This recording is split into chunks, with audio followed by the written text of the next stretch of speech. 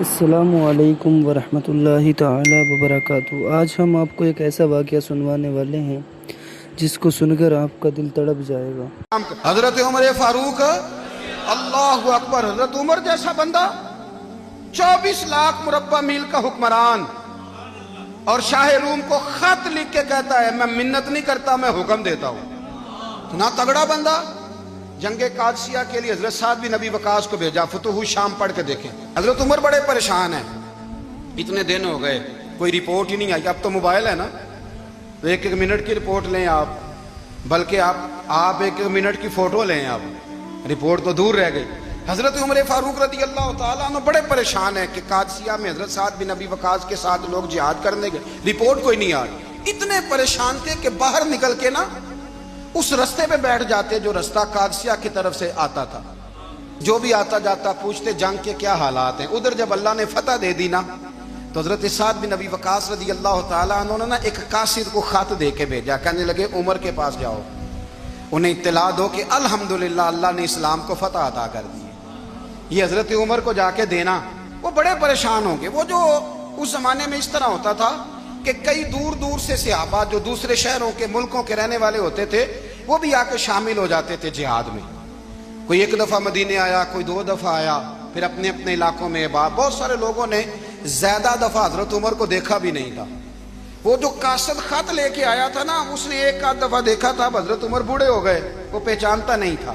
ادھر سے وہ خط لے کے آ گیا۔ حضرت عمر مدینے سے باہر نکل کے اس روڈ پہ بیٹھے تھے جو قادسیہ سے آتا تھا۔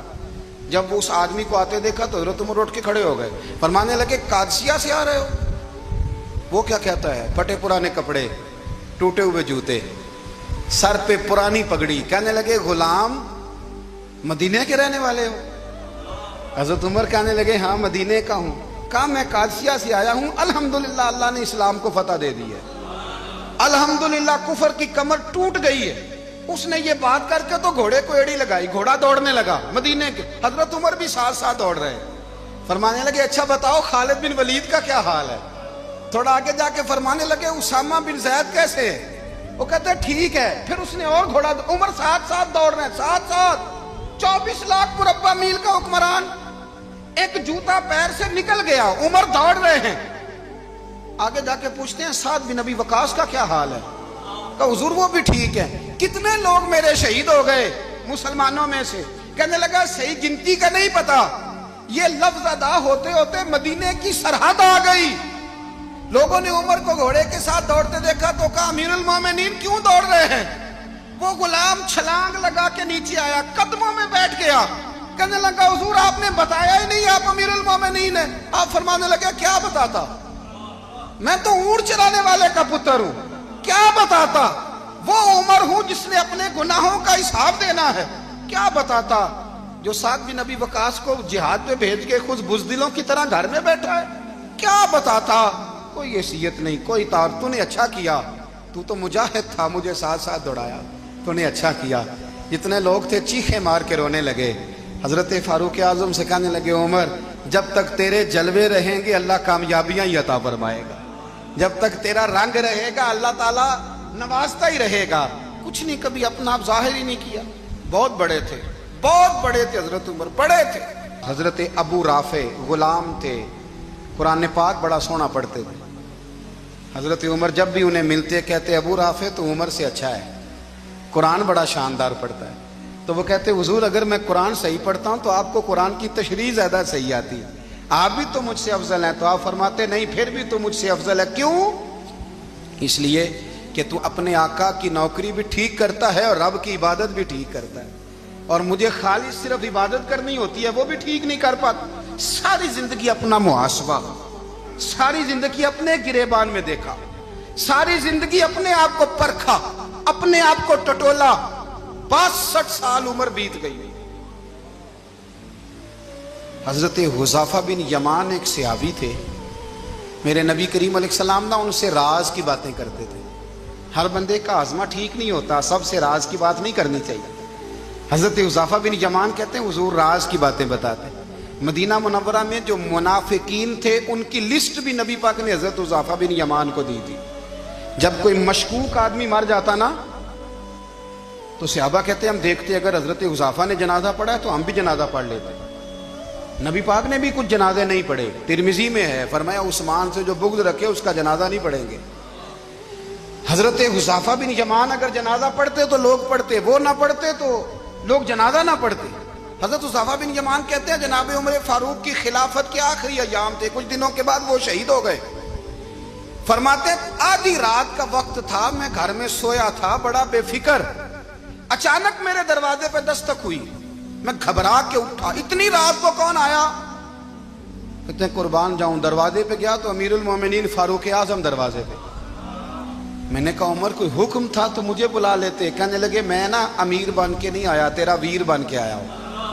امیر المومنین کی حیثیت سے سرکاری کام سے بلاتا تو وہاں بلاتا, مجھے ایک ذاتی کام پڑ گیا. کہتے ہیں میں نے عمر کو گھر کی اندر بلا کے چارپائی پہ بٹھایا. میں نے کہا حضور میں غریب آدمی, میں کیا آپ کے کام آ سکتا ہوں؟ تو کہتے ہیں انہوں نے نا مجھے ساتھ بٹھا لیا, پھر میرا ہاتھ پکڑ لیا. کہنے لگے تو عمر کو جانتا ہے؟ عمر جھوٹ نہیں بولتا. تو جانتا ہے؟ عمر وعدوں کا پکا ہے. کہا حضور جانتا ہوں. کہا میں اس وقت آیا ہوں جب دیکھ بھی کوئی نہیں رہا. حضرت حذیفہ بن یمان کہتے ہیں پریشان ہو گیا, حضور پہلیاں نہ بجھوائے, مہربانی کر بتائیں کدھر آئے ہیں. تو حضرت عمر فاروق فرمانے لگے 62 سال کا ہو گیا ہوں, 63 میں چل رہا ہے, داڑھی سفید ہو گئی ہے, پھل پک گیا, اٹھ فریدہ ستیا, داڑھی آ گئی پور, اگا نیڑے آ گئی, پیچھا رہ گئی دور. اب قبر اشر کا معاملہ صاف نظر آنے لگا ہے. کہا حضور مجھ سے کیا چاہتے ہیں؟ حضرت عمر رو پڑے. کہنے لگے آج میں عشاء کے بعد نکلا ہوں تو نبی پاک کے صحابہ مجھے نیک کہہ رہے تھے, پھر میں نے بچوں کی ماں سے اور بچوں سے بھی پوچھا ہے, وہ بھی مجھ سے راضی ہیں. پر حذیفہ تیرے ساتھ نبی پاک راز کی باتیں کرتے تھے, سچ بتا کہیں عمر کا نام منافقوں میں شامل تو نہیں؟ سچ بتا ان منافقین میں تو شامل نہیں, کہیں اوپر سے تو نہیں سارا کچھ؟ حضرت حذیفہ بن یمان کہتے ہیں میں باپ کے مرنے پہ اتنا نہیں رویا جتنا عمر کے سوال پہ رویا. میں قدموں میں بیٹھ گیا. میں نے کہا نہیں عمر, یہ تو میں نے نہیں سنا, لیکن یہ میں نے نبی پاک سے ضرور سنا ہے کہ میرے بعد اگر کوئی نبی ہوتا تو عمر ابن خطاب ہوتا. یہ میں نے اپنے کانوں سے سنا ہے کہ عمر جس گلی سے گزرے شیطان رستہ بدل جاتا ہے. یہ میں نے اپنے کانوں سے سنا ہے کہ 950 سال حضرت جبریل جناب عمر کی شان بیان کریں تو پھر بھی بیان نہیں ہو سکتا. یہ میں نے ضرور سنا. دوستو ساری زندگی حضرت عمر نے اگر دوسروں کا محاسبہ کیا تو اپنا اور اپنے بچوں کا بھی کڑا خیال رکھا, اپنی ذات پر بڑی توجہ دی. جو لوگ اپنا بھول جاتے ہیں نا, ہمیں اپنی صحت کا بڑا خیال ہے لیکن اپنی روحانی زندگی کا کوئی خیال نہیں ہے. حضرت عمر فاروق رضی اللہ تعالیٰ عنہ نا باہر والوں کا بھی بڑا سخت حساب کرتے تھے. بڑا ایک گورنر صاحب نے لباس بڑا شاندار پہننا شروع کر دیا تھا تو حضرت عمر نے اتروا کے نا تو انہیں ٹاٹ کا لباس پہنا کے تو اونٹ چرانے کی ڈیوٹی دے دی. اتنا سخت احتساب کرتے. کسائی کی دکان پر بھی 1-2 گھنٹے کھڑے ہوتے تھے. جو آدمی مسلسل 2 دن گوشت خریدتا تھا نا, فرماتے تھے اس کا ٹیکس بڑھا دو, لوگوں کو دال نہیں مل رہی اور یہ روز گوشت کھاتا ہے. حضرت فاروق اعظم اس کو جزیہ کہا جاتا تھا, یا کچھ اور معاملات ہوتے تو بڑھا دیتے تھے. مسلسل جو 2 دن آدمی گوشت کھاتا تھا فرماتے تھے مدینے میں غربت ہے, اگر یہ والا نظام تم کرو گے تو غریب لوگ کس کی طرف دیکھیں گے. لیکن اس سے زیادہ بڑھ کر جو ان کی زندگی کا معیار اور سٹیٹس تھا وہ یہ تھا کہ اپنے گھر کا خاص خیال رکھتے, خاص توجہ کرتے. ملک شام سے اور ایران سے کچھ لوگ آپ کی خدمت میں آئے تو وہاں سے کچھ کنیزیں بھی آئیں ان کے بادشاہ کا پیغام لے کے. شاہ ایران کی کنیز کو ملکہ نے کہا کہ نا حضرت عمر کی زوجہ کو دیکھ کے آنا ذرا کس طرح کی ہے. ہمارے ملک میں کیا کہتے ہیں خاتون اول, باقی سارے دوؤں میں خاتون اول. ذرا خاتون اول کو دیکھ کے آنا. تو وہ جب آئی نا گھر میں ملنے تو کہا کہ مجھے میری ملکہ نے کہا تھا کہ عمر کی زوجہ سے اہلیہ سے ملاقات کر کے آنا. تو حضرت عمر کی اہلیہ نے نا ایک جوڑا کپڑوں کا دے دیا ملکہ کے لیے اور ایک خوشبو کی شیشی دے دی. اب جب وہ تحفے وہاں گئے تو اس ملکہ نے نا کچھ سونے کا سامان بھیجا, کچھ زیورات بھیجے, کچھ تحائف بھیجے. جب حضرت عمر کے گھر آئے نا وہ خادم لے کے آیا, اس نے کہا جی آپ کی اہلیہ نے تحفے بھیجے تھے. تو جواب میں شاہ ایران کی بیوی نے यहाँ जिस मुल्क का वो सफ़ीर था उन्होंने भी ये भेजे हैं।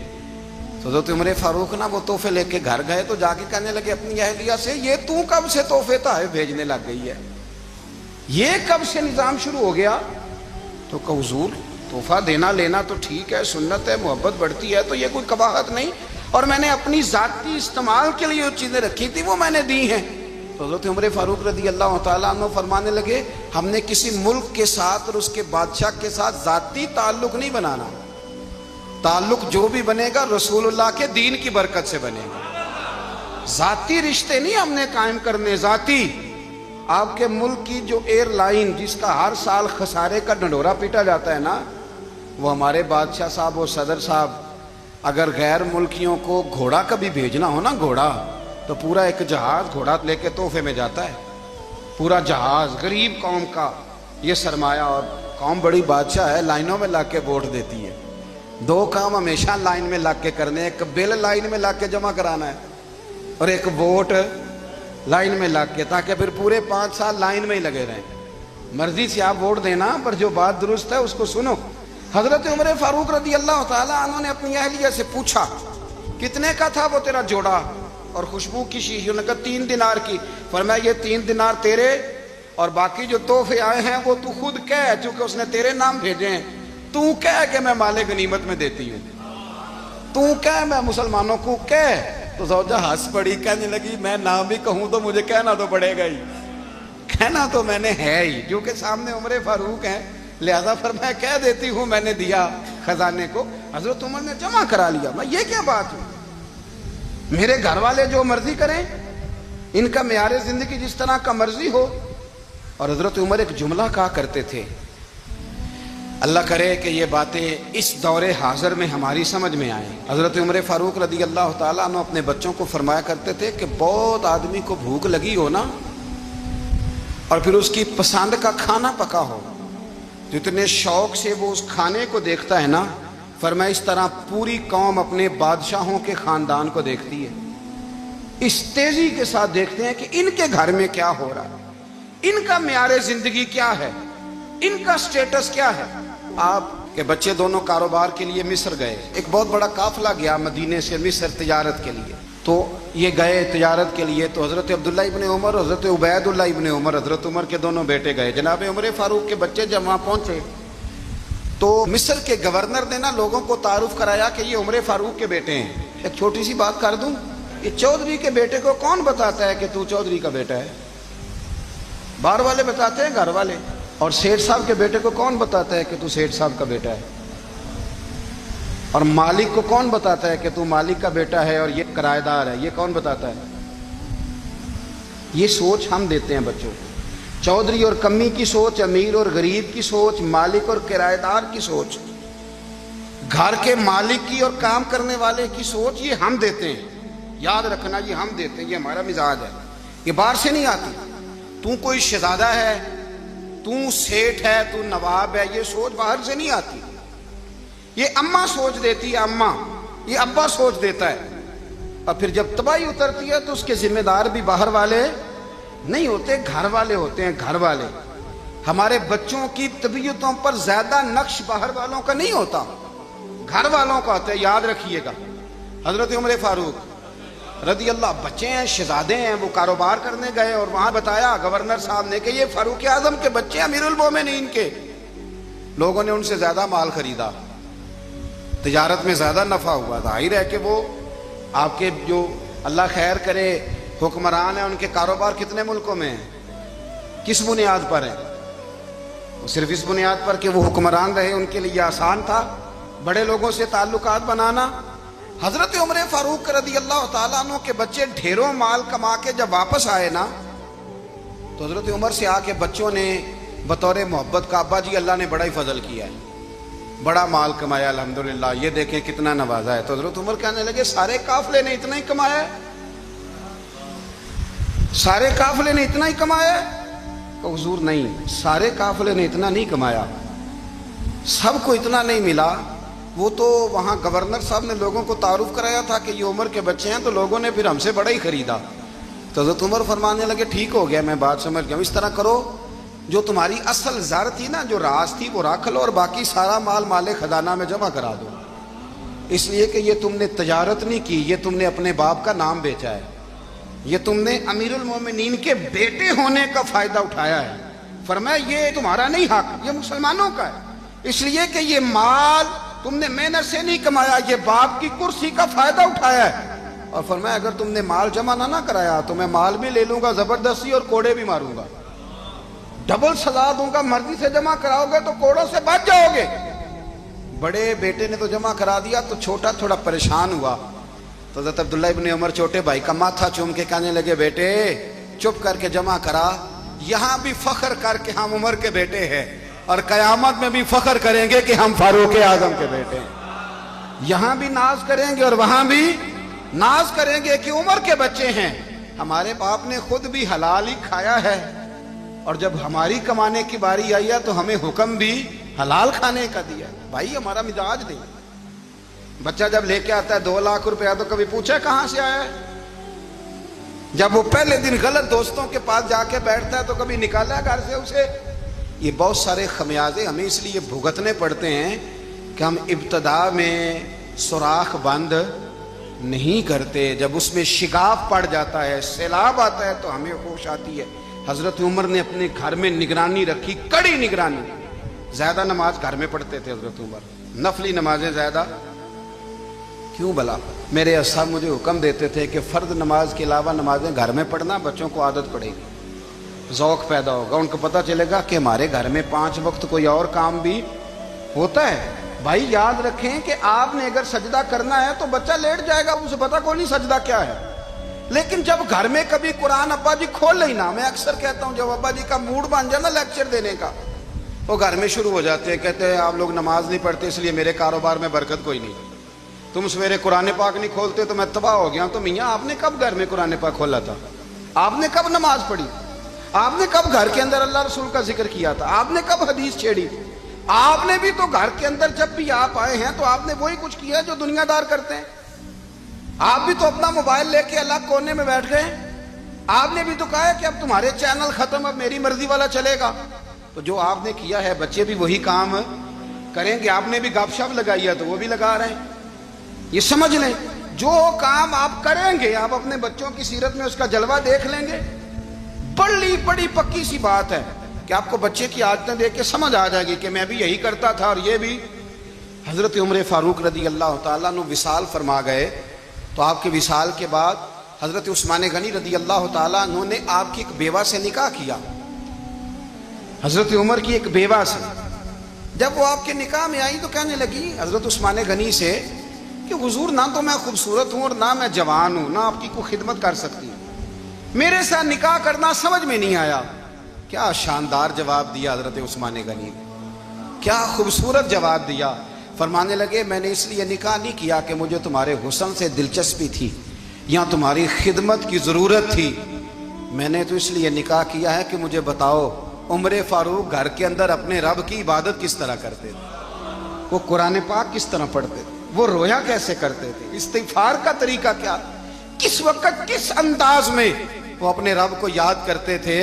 اس لیے کہ عمر کئی دفعہ گھر سے آتا تھا تو میں اس کے چہرے پر نور دیکھا کرتا تھا، میں روشنی دیکھتا تھا، ایک معیار دیکھتا تھا۔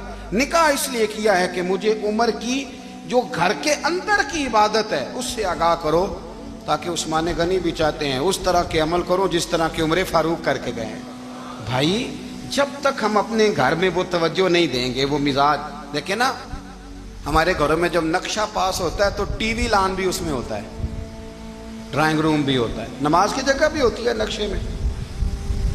صحابہ جب گھر بناتے تھے تو ایک مسجد بیت کا نقشہ پاس کرتے تھے، ذہن میں رکھتے تھے کہ یہ کونا نماز کے لیے، وہاں جوتے لے کے کوئی نہیں جائے گا، وہاں نماز پڑھی جاتی تھی، عورتیں وہاں اعتکاف کرتی تھیں۔ ٹی وی لان تو آ گیا ہے اور گھر کے اندر ٹی وی رکھنے کے لیے تو ایک کمرہ الگ سے بنا دیا گیا ہے، اور اب جو نئے نقشے پاس ہو رہے ہیں اس کے اندر گھروں کے اندر جگہ بنائی گئی ہے جہاں کمپیوٹر رکھے جائیں گے، اور بچوں کے لیے وائرنگ ہوگی نیچے تاکہ انہیں کوئی مشکل درپیش نہ ہو۔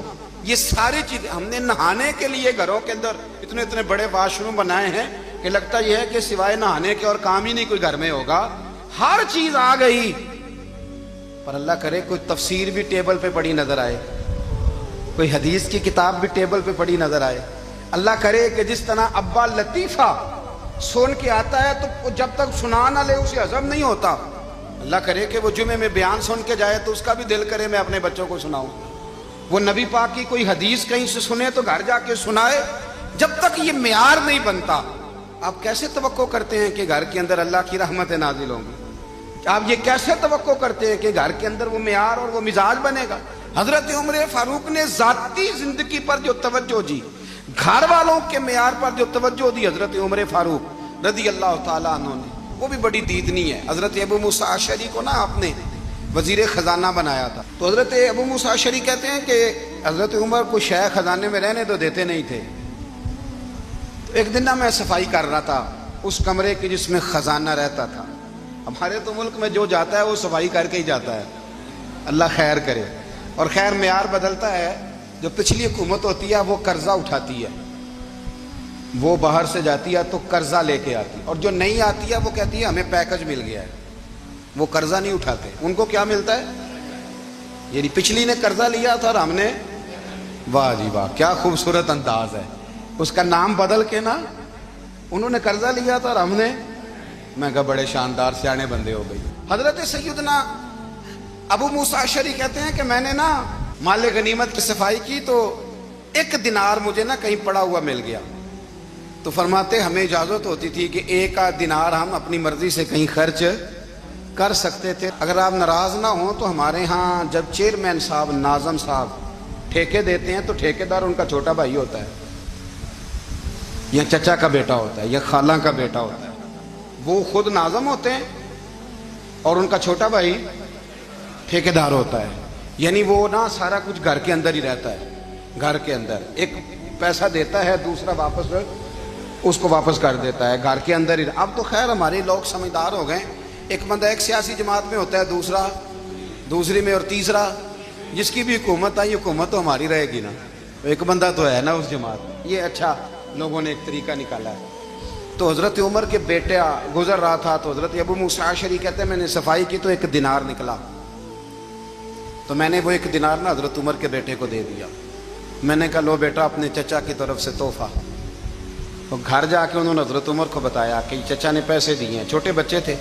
حضرت عمر نے حضرت ابو موسیٰ اشعری کو بلا لیا اور بلا کے فرمانے لگے میں تو تمہیں اپنا دوست جانتا تھا اور تو نے میری اولاد کو ہی دنیا دار بنانا شروع کر دیا، میرے بچوں کو ہی تم نے دنیا دار پیسوں پہ لگانا شروع کر دیا، میں تو تمہیں یار سمجھتا تھا۔ فرمایا تمہیں چاہیے تھا میرے بیٹے کو نصیحت کرتے کہ بیٹا پیسوں سے رب راضی نہیں ہوتا، اس کی رضا والے کام کیے جائیں تو رب راضی ہوتا ہے۔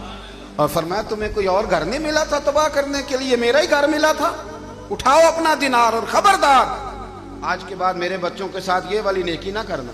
اور ہمارا کیا سٹیٹس ہے؟ دوستی ہے ہی اس سے جو تحفے زیادہ دے، جو بچوں کو خراب کرنے میں مدد زیادہ کرے اس کے ساتھ گرانا۔ حضرت عمر نے گھر پہ اور سب سے بڑھ کر اپنی ذات پہ توجہ کی۔ حضرت ابو مالک رضی اللہ تعالیٰ عنہ کہتے ہیں میں عمر کے پیچھے پیچھے ایک باغ میں گیا، اکثر اس باغ میں جایا کرتے تھے، اور عمر جا کے نا تو درخت کے نیچے بیٹھ گئے اور فرمانے لگے او امیر المومنین اللہ سے ڈر جا، ورنہ جس رب نے حکومت دی ہے وہ عذاب بھی بڑا دے گا، ڈر جا رب سے۔ کبھی ساری زندگی حضرت عمر نے اپنا کوئی تعارف نہیں کرایا، کبھی نہیں۔ ایک بندے نے آپ کے سامنے تعریف کر دی آپ کی تو فرمانے لگے تو خود بھی ہلاک ہوا اور مجھے بھی ہلاک کر دیا، کیا ضرورت پڑی ہے میری تعریفیں کرنے کی؟ اتنی دیر میری تعریف میں لگائی، اللہ کا ذکر کرتا رب تجھے ثواب دیتا، حضور پہ درود پڑھتا تو رب تیرے اوپر رحمتیں نازل کرتا، کس چکر میں ہے؟ آج جتنا اچھی کوئی خوشامد کرے اتنی اچھی وزارت ملتی ہے، جتنی اچھی اس کو جو ہے وہ چاپلوسی کرنی آیا درجہ بھی اسے اتنا ہی اچھا ملتا۔ السلام علیکم ورحمۃ اللہ تعالی وبرکاتہ۔ امید ہے کہ تمام حضرات خیر و عافیت سے ہوں گے۔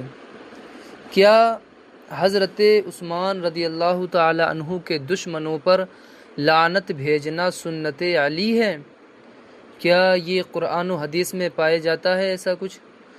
تو ایک حدیث پاک ہے جس کا مفہوم ہے محمد بن حنفیہ یہ حضرت علی رضی اللہ تعالی عنہ کے صاحبزادے ہیں دوسری بیوی سے۔ فرماتے ہیں جب سیدنا علی مرتضیٰ رضی اللہ تعالی عنہ کو خبر ملی کہ سیدہ کائنات عائشہ صدیقہ جو کہ ام المؤمنین ہیں رضی اللہ تعالی عنہا نے مربد میں قاتلین عثمان رضی اللہ تعالی عنہ پر لعنت کی ہے، تو انہوں نے اپنے ہاتھ اٹھائے، کنہوں نے؟ حضرت علی رضی اللہ تعالی عنہ نے اپنے ہاتھ اٹھائے، یہاں تک کہ اپنے چہرے کے برابر لے آئے اور کہا میں بھی قاتلین عثمان رضی اللہ تعالی عنہ پر لعنت بھیجتا ہوں، اللہ تعالی بھی قاتلین عثمان رضی اللہ تعالی عنہ پر میدان اور پہاڑ میں لعنت بھیجے۔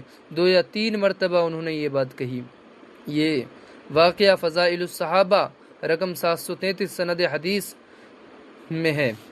السلام علیکم ورحمۃ اللہ تعالی وبرکاتہ۔